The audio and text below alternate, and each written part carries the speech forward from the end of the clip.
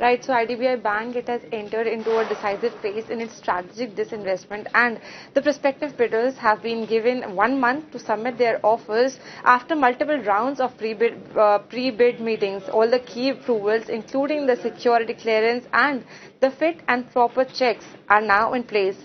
But talking about IDBI, the company, the bank has actually delivered a strong compounding growth. If you see in both the advances and also in deposits and also in terms of profitability of the last 3 years, the total advances, they have grown at a CAGR growth of around 11% over the last 3 years, and also steady in the terms of 9 months FY26. If you see, also on the liability side, the total deposits has expandedly grown nearly 10% with a CAGR growth, and over the same period, that is 3 years, with steady growth seen in the 9 months period FY26.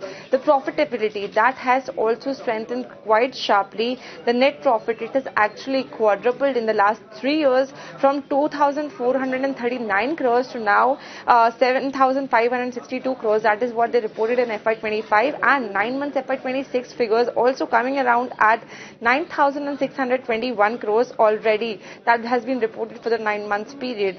The asset quality of the company has continued to improve over the periods. The gross NPA, they have declined from the 20.16% that were earlier in FY22 to now coming at 0.18% in terms of the NPA if we see.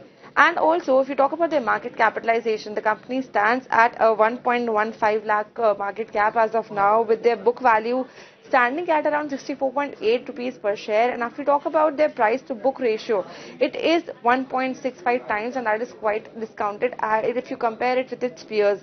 Also, IDBI currently operates through its around 2100 branches, and with the ATM expansion of around 3,000 ATMs across the country, underscoring its nationwide footprint as it moves into a crucial phase of the strategic disinvestments. For further updates, we'll have wait on any upcoming updates.